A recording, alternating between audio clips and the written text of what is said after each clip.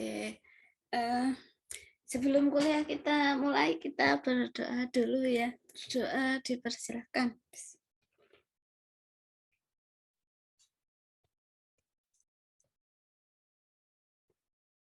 Berdoa cukup ya. Baik, untuk hari ini kita sudah masuk ke pertemuan ke-10 ya. Dan di Silabi itu untuk metode dari SPK itu kita tinggal yang profile matching ya. Dan setelah nanti profile matching, sebentar baterai saya low, saya benerin dulu.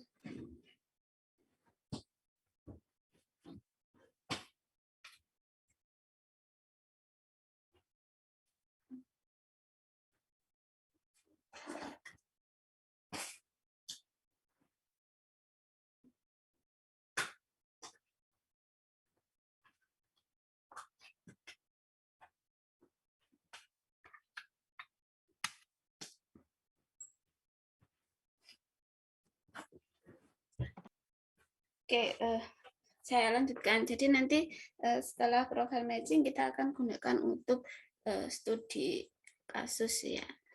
Nah, untuk hari ini kita lanjutkan dulu ya. Kita lanjutkan dulu untuk metode profile matching ya. Baru nanti kalau ini enggak, ini 2 pertemuan ya. Nanti di pertemuan ke-12, nah nanti mungkin bisa kita ulang lagi untuk studi kasus sebelumnya ya, yang untuk AHP mungkin kita belum lihat secara keseluruhan gitu ya. Tapi untuk hari ini kita ke metode profile matching. Saya share screen dulu untuk materi hari ini.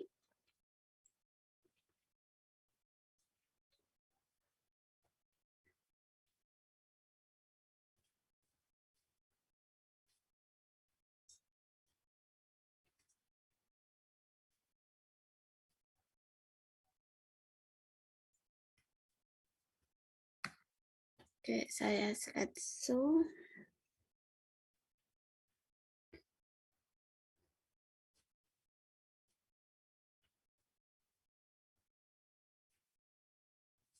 Mana? Belum.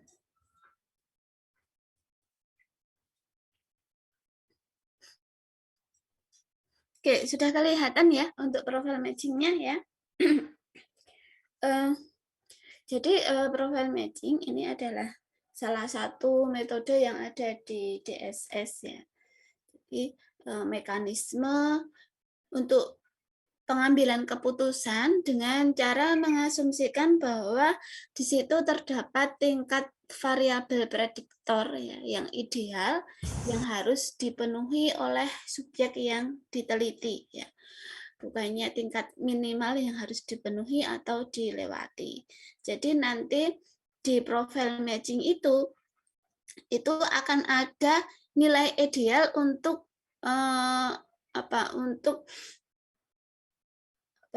tujuan tertentu gitu ya.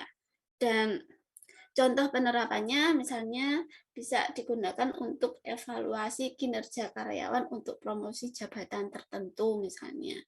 Kemudian manajemen football player ya, penerima beasiswa yang layak dan lain sebagainya ya.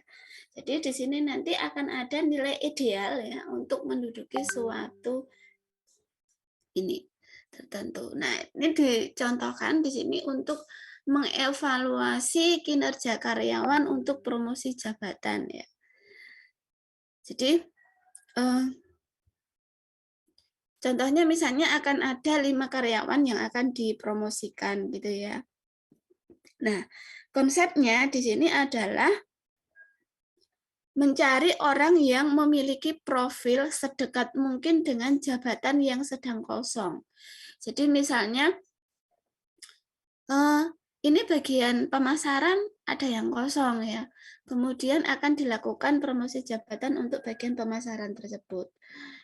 Nah, tentu di sini di bagian pemasaran ini dia akan memiliki nilai ya, nilai yang ideal untuk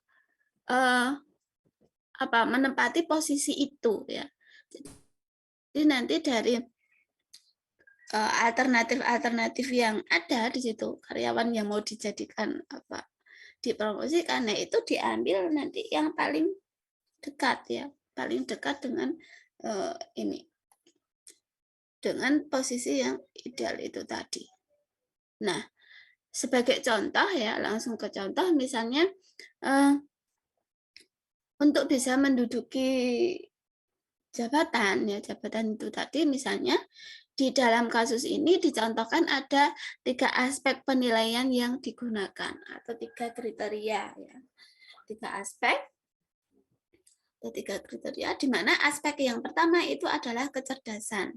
Nah, di aspek kecerdasan dia memiliki 10 faktor atau bisa dikatakan bahwa itu adalah sub aspek atau sub kriteria gitu ya. Jadi di kecerdasan itu ada subnya, yaitu misalnya ada common sense, ada verbalisasi ide, ada sistematika berpikir dan seterusnya sampai potensi kecerdasan ya.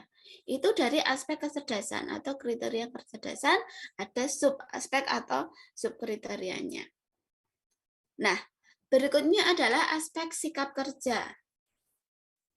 Nah, di sikap kerja di sini juga memiliki sub aspek atau faktor ya atau sub kriterianya.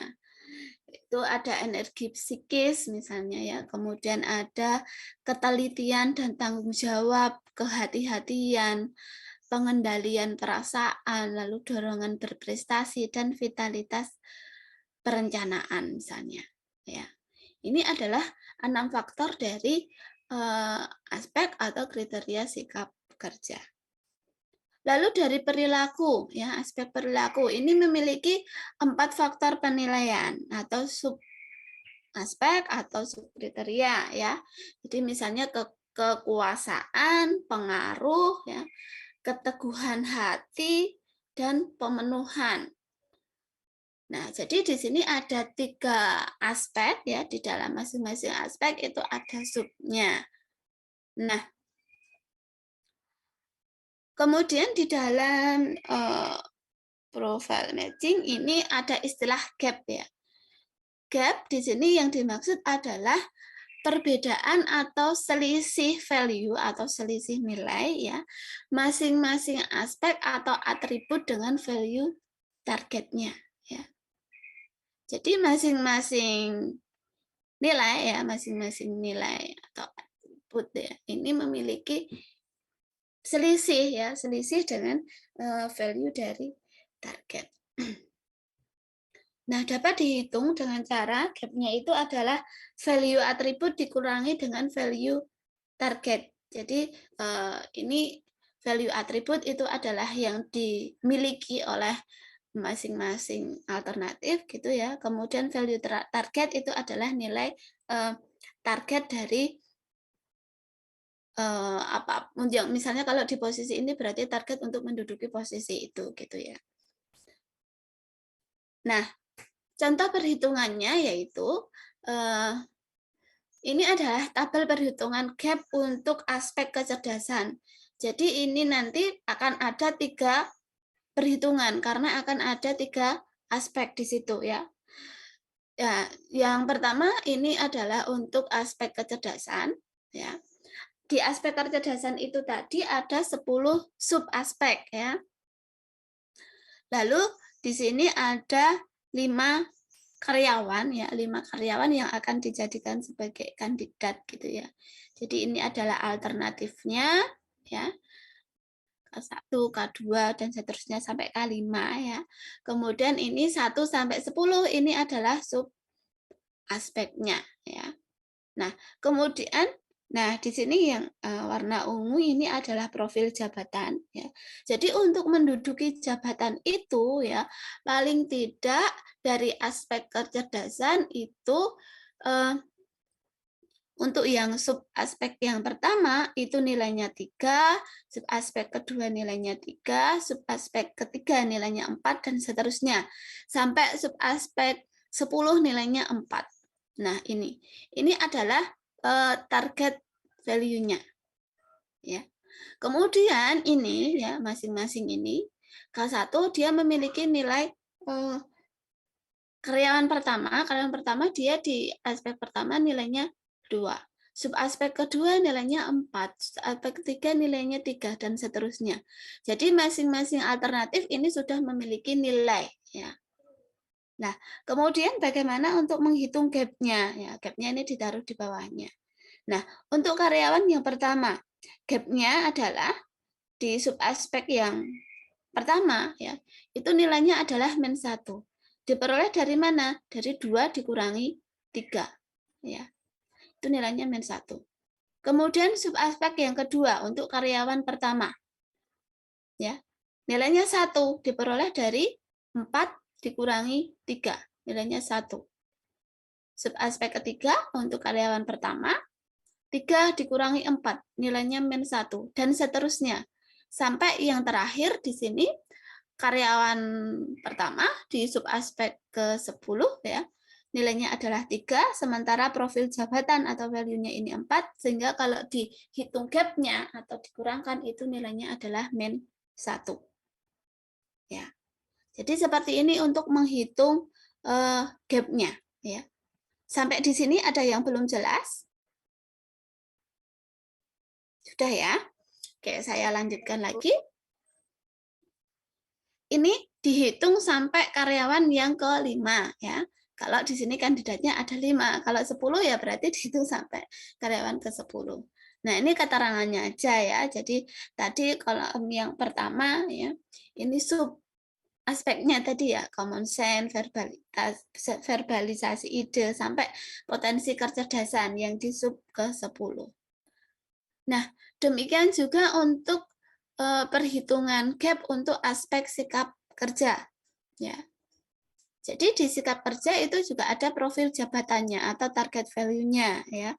Jadi misalnya di sub aspek pertama itu nilainya 3 ya, kemudian kedua 4, ketiga 2 dan seterusnya, yang sub aspek ke-6 itu nilainya 5 ya. Nah, ini adalah juga masing-masing alternatif juga sudah punya nilai ya. Lalu untuk menghitung gap-nya dilakukan dengan cara yang sama, yaitu value dari atribut ini dikurangi dengan profil jabatannya atau target value-nya ya. Jadi untuk gap karyawan pertama ya, karyawan 1 dari sub aspek yang pertama itu nilainya 0 ya, karena 3 dikurangi 3, 0, 4 dikurangi 4, 0, 3 dikurangi 2, ini 1, 1 dikurangi 3 itu -2, 3 dikurangi 3, 0, 1 dikurangi 5 itu -4. Demikian juga untuk karyawan yang kedua. Ya. Ini 4 dikurangi 3, nilainya 1, 5 dikurangi 4, nilainya 1, dan seterusnya. Ya. Seperti itu. Ini untuk perhitungan gap untuk aspek sikap kerja. Berikutnya yang ketiga, ini untuk gap aspek perilaku. Di perilaku tadi ada aspeknya ada 4 ya, maka ini juga dilakukan perhitungan ya. Profil jabatannya sudah ada nilainya juga. Jadi kalau untuk menduduki itu ya, dari segi aspek perilaku ya, untuk profil jabatan, sub aspek pertama nilainya 3, sub aspek kedua 3, ya. Sub aspek ketiga nilainya 4, dan sub aspek kelima, ya, atau misalnya pemenuhan keteguhan hati ini ya, nilainya 5. Nah ini, ya. Dengan cara yang sama itu dihitung gap-nya, ya. Mulai dari karyawan pertama sampai karyawan yang kelima. Mulai dari sub aspek yang pertama sampai sub aspek yang keempat ya. Nilai yang ada di value ini di atribut alternatif ini ya dikurangi dengan profil jabatannya ya. Seperti itu. Akan ketemu nilai gap-nya ya. Jadi dari ketiga tabel itu sudah diketahui semua gap ya, gap dari nilai ya masing-masing alternatif dari masing-masing atributnya ya atau ininya. Nah, Berikutnya adalah pembobotan. Nah, setelah diperoleh gap pada masing-masing karyawan, lalu setiap profil karyawan itu diberi bobot nilai sesuai dengan ketentuan pada tabel bobot nilai gap. Nah, ini adalah tabel bobot nilai gap. Jadi sudah ada ketentuannya bahwa kalau selisihnya 0, maka bobot nilainya 5. Kalau selisihnya 1, maka bobot nilainya 4,5. Ya, dan seterusnya. Jadi kalau selisihnya 0, artinya tidak ada selisih, ya. Kompetensi sesuai dengan yang dibutuhkan. Kalau selisihnya 1, berarti kompetensi individu kelebihan 1 tingkat. Kalau selisihnya -1, maka kompetensi individu itu kekurangan 1 tingkat. Ya, seperti itu untuk menentukan pembobotan. Jadi bobot nilai ditentukan sesuai dengan selisihnya. Ya. Nah, setiap karyawan ini akan memiliki tabel bobot, ya. Seperti contoh berikut, ini yang kita beri contoh hanya untuk yang karyawan 1, ya. Jadi contoh misalnya di sini tabel pertama ini untuk kecerdasan hasil pemetaan gap kompetensi dan hasil bobot nilai gap-nya, ya. Tadi di tabel awal tadi, ya, untuk kecerdasan K1-nya, ya, karyawan 1, dia memiliki nilai gap ini, ya. Ini nilai gap-nya untuk karyawan yang pertama -1, 1, -1, dan seterusnya, ya. Ini diperoleh dari sini. Nah, ini, ya. Ini K1001, ini nilai gap-nya ini, ya. Diperoleh dari sini. Diambil dari situ, lalu dengan menggunakan tabel bobot ini diberikan bobot nilainya, ya. Jadi gap-nya itu tadi nilainya -1, bobot nilainya adalah 4. Selisihnya tadi atau gap-nya 1, bobotnya adalah 4,5. Bobot nilainya nilai gap-nya itu -2, bobot nilainya adalah 3, dan seterusnya, ya. Kalau 0 berarti di sini bobotnya 5, ya, ini. Ini untuk karyawan pertama, ya, karyawan 1 untuk kecerdasan. Berikutnya juga akan dihitung untuk yang aspek sikap kerja, ya. Sikap kerja karyawan 1, ya, karyawan pertama, gap-nya tadi ini, kemudian ditentukan hasil bobot nilainya sesuai dengan tabel yang tadi. Kalau selisihnya 0, ya bobotnya 5, selisihnya 0, bobotnya 5, selisih 1, bobotnya 4,5, ya. Ini patokannya adalah dengan menggunakan tabel tadi. Demikian juga untuk perilaku, ya. Perilaku itu juga dihitung hasil bobotnya, ya. Nah, ini untuk karyawan yang pertama. Untuk karyawan kedua mungkin Anda bisa buat juga, ya. Ini karyawan kedua, ketiga, keempat, dan kelima. Ini ditentukan hasil bobot nilainya, ya. Seperti itu. Kemudian berikutnya adalah perhitungan dan oke, sebelumnya sampai di sini sudah bisa diterima? Bisa, Bu, bisa, Bu. Bisa, ya. Oke, hasil bobot nilai sudah. Lalu perhitungan dan pengelompokan core dan secondary faktor. Jadi dari aspek-aspek tadi atau atribut atau kriteria tadi, ya, itu kalau di profile matching ini ada pengelompokan, ya. Jadi menentukan bobot nilai gap untuk ketiga aspek, ya, tadi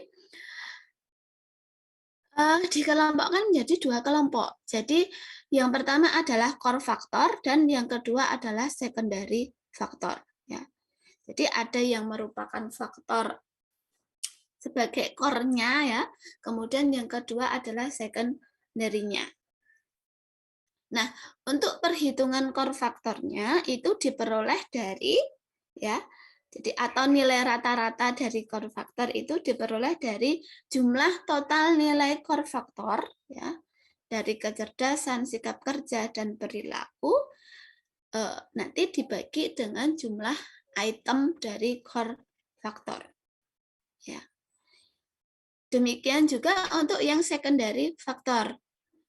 Diperoleh dari jumlah nilai total secondary faktornya dibagi dengan jumlah item secondary faktor.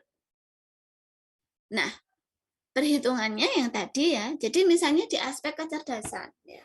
Ini untuk perhitungannya contohnya hanya untuk yang K1 ya. Nanti K2 sampai K5 nanti Anda bisa hitung juga. Nah, perhitungan core faktor dan secondary faktor untuk aspek kecerdasan itu dilakukan dengan terlebih dahulu menentukan subaspek mana yang menjadi core faktor dari aspek kecerdasan. Jadi dari ke-10 subaspek tadi ditentukan mana yang merupakan suatu core faktor. Ya. Siapa yang menentukan? Ya, yang akan mengambil suatu keputusan. Nah, kalau di sini dicontohkan untuk subaspek kecerdasan yang merupakan core faktor itu adalah subaspek yang pertama, kedua, kelima, 8, dan ke-9. Itu sebagai core faktor. Nah, yang lainnya subaspek sisanya berarti dia sebagai secondary faktor ya. Berarti yang ke-3, 4, 6, 7 dan 10 itu adalah secondary faktor. Nah, kemudian nilai core faktor dan secondary faktor itu bisa dihitung ya. Dihitung ya, dijumlahkan dan hasilnya bisa dilihat seperti yang ada di tabel. Nah, jadi tadi K1 ya, K1 itu bobotnya adalah ini ya. Nah, ini dari bobot ya, ambilnya dari bobot nilai. Kemudian dari bobot ini ya, dengan menggunakan rumus untuk NCF untuk yang rata-rata dari core faktor, yang core faktor tadi adalah subaspek yang 1, 2, 5. 1 itu bobotnya adalah 4 ya. Kemudian 2 itu bobotnya adalah 4,5. Lalu 5 itu bobotnya 4, kemudian subaspek ke-8 bobotnya ke-3, dan subaspek ke-9 bobotnya 4. Nah, ini dijumlahkan. Sehingga di sini 4 ditambah 4,5, tambah 4, tambah 3, tambah 4, berapa? Kemudian dibagi dengan jumlahnya ya. Ada berapa yang merupakan core faktor ya, karena di sini ada 5 ya, kebetulan ini sama ya pembagiannya, yang core faktor 5, yang secondary faktor 5. Tapi kalau tidak sama nggak masalah, atau misalnya yang menjadi core faktor itu hanya 3 ya, itu juga bisa. Jadi berapa? Nanti dibagi dengan 3 ya, seperti itu. Nah, ini diperoleh nilai 3,9 untuk core faktornya. Ya. Kita buat satu kolom di sini core faktor ya. Kemudian secondary faktor ya, kita buat di sini kolom juga. Nah, ini nilainya diperoleh dari cara yang sama. Yang secondary faktor berarti diambil dari subkriteria ketiga ya, 4 ya nilainya, kemudian subkriteria keempat itu nilainya 4, subkriteria ke-6 itu nilainya 3 ya. Kriteria ke-7 itu juga nilainya 5 ya, kemudian yang ke-10 itu nilainya 4. Dijumlahkan dibagi 5 ya, atau dihitung rata-ratanya ya. Itu nilainya adalah 4. Ketemu core faktor dan secondary faktor. Ya. Sampai di sini jelas? Core faktor, secondary faktor ya. Ini dilakukan dengan cara yang sama untuk aspek yang lainnya ya. aspek sikap kerja misalnya ya. Aspek sikap kerja juga sama. Ya. Jadi misalnya yang di sikap kerja yang merupakan core factor itu adalah nomor 1, 2, dan 5 ya. Nomor 1 itu nilainya 5, nomor 2 nilainya 5, ya. Nomor 5 nilainya 5 ya. Di rata-rata hasilnya 5 ya. Kemudian lainnya adalah secondary factor ya. Untuk karyawan 1 itu core faktornya 5, secondary faktornya 2,8. Nanti Anda cari yang K2, K3, K4, K5 itu berapa. Nanti akan ketemu juga core faktornya dan secondary faktornya. Ya. Nah, kemudian ini di aspek yang ketiga, ya, aspek yang ketiga core faktornya juga sama ya, dengan cara yang sama di situ. Contoh misalnya untuk yang core factor itu yang nomor 1 dan 2. Berarti 4,5 ditambah 4,5 ya, dibagi 2 rata-ratanya ya. Ketemunya 4,5. Lalu untuk secondary faktornya ya nilainya berarti sub aspek ketiga dan keempat ya, 5 ditambah 4 dibagi 2 hasilnya 4,5 juga. Nah, ini untuk karyawan pertama. Karyawan kedua, ketiga, keempat, kelima bisa dihitung. Ya. Nah, berarti sampai di sini kita sudah memiliki nilai core factor dan secondary factor. Berikutnya adalah untuk menghitung nilai totalnya ya dari setiap aspek. Nah, yaitu dengan cara nilai total dari aspek ya, itu misalnya ya aspek kecerdasan, sikap, perilaku ya, ini masing-masing mau dihitung. Nah, untuk nilai total dari masing-masing aspek dihitung dari persen ya, persentase dikalikan dengan nilai rata-rata core factor ditambah dengan persentase dari secondary factor dikalikan dengan nilai rata-ratanya. Contoh misalnya untuk persentasenya untuk yang core factor itu 60%, secondary factor nilainya 40% misalnya ya. Maka dapat dihitung untuk yang kecerdasan berarti ya 60% dari core factor ditambah dengan 40% dari secondary factor. Maka ketemulah N untuk kecerdasan. Ya. Demikian juga untuk yang sikap kerja. 60% dari core factor 5 ditambah dengan 40% kali 2,8 atau secondary faktornya. Maka ketemu nilai total dari sikap kerja atau NS di sini ya. Ini NI untuk simbol kecerdasan, NS untuk sikap kerja. Kemudian yang ketiga perilaku atau NP-nya diperoleh dari 60% dari 4,5 ditambah dengan 40% kali 4,5. Ya. Yang menentukan persentase siapa? Yang akan mengambil keputusan ya.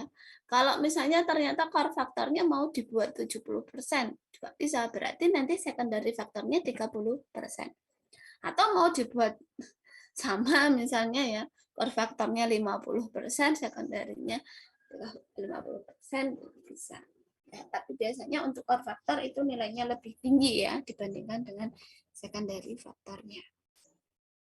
Nah, kalau sudah ya nilai dari masing-masing tadi kecerdasan, sikap kerja, dan perilaku, kemudian bisa dihitung nilai totalnya ya untuk menentukan perankingannya ya. Jadi hasil akhir dari proses profile matching ini adalah ranking dari kandidat yang diajukan untuk mengisi suatu jabatan tertentu. Misalnya ya ini. Jadi ranking itu diperoleh dengan persentase dari nilai kecerdasan ditambah nilai sikap, prosentase dikalikan nilai sikap ya, kemudian prosentase dikalikan dengan nilai perilaku. Nah, prosentasenya ini juga ditentukan oleh yang membuat keputusan. Jadi sebagai contoh misalnya di sini untuk NI atau kecerdasannya itu hanya 20%. Ya. Kemudian untuk nilai sikap, ya, sikapnya 30% dan perilakunya itu yang paling tinggi 50% misalnya. Nah, maka akan diperoleh nilai ini. Ya. Kan dari masing-masing karyawan dia sudah memiliki NI, NS, dan NP. Ya. Kemudian dihitung hasil akhirnya. 20% dari 3,94 ditambah 30% dikalikan 4,12 ditambah dengan 50% dikalikan 4,5. Hasil akhirnya adalah ini 4,274. Ya. Ini untuk karyawan yang pertama. Jadi setelah setiap kandidat itu mendapatkan hasil akhir ya, K1 berapa, K2 berapa, sampai K5 itu berapa ya, maka bisa ditentukan peringkat atau ranking dari kandidat berdasarkan apa? Semakin besar nilai hasil akhir ya, maka semakin besar pula kesempatan untuk menduduki jabatan yang ada. Ya, seperti itu. Ya, ini untuk perankingannya ya. Bisa dimengerti ya di sini atau ada yang ingin disampaikan mungkin? Bisa ya? Bisa, Bu. Oke, baik. Jadi untuk hari ini materinya itu ya tidak banyak ya. Ternyata, nah ini nanti silahkan ya. Jadi karena ini adalah apa? Hanya yang kita hitung di sini sebagai contoh hanya K1 ya. Kemudian nanti silahkan ya, silahkan Anda buat ya, Anda hitung ya, hitung untuk perhitungan yang karyawan kedua, ketiga, keempat, dan kelima ya, supaya nanti kita bisa lihat hasil akhirnya ya. Supaya kita bisa lihat hasil akhirnya dari K1 sampai K5 itu mana yang menduduki bisa menduduki sebagai posisi jabatan itu ya. Nah, ini nanti akan saya share ke e-learning ya. Kemudian nanti silakan bisa dihitung ya. Dihitung untuk K1, K2, K3 dan K4 ya. Bisa Anda kerjakan, kemudian akan kita lihat di pertemuan berikutnya ya. Nanti akan saya sediakan ini. Anda pakai Excel boleh untuk menghitungnya, atau pakai Word Anda hitung satu persatu juga boleh, silakan. Nah, ini saya siapkan presensi dulu ya.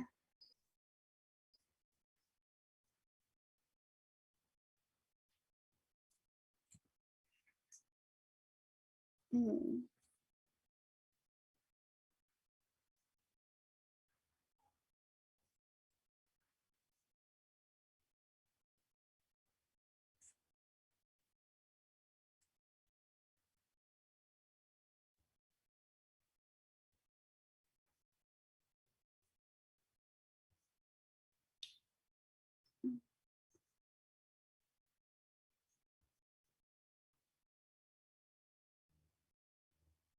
Presensi.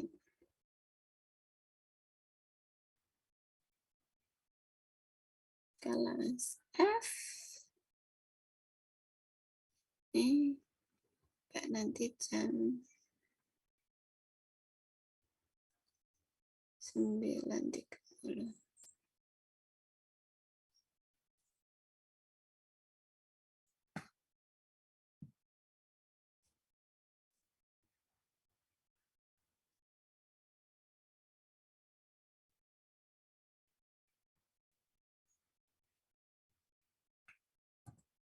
Oke, untuk kode presensi sudah ada di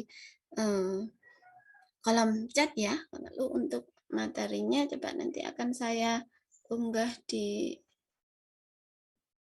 e-learning.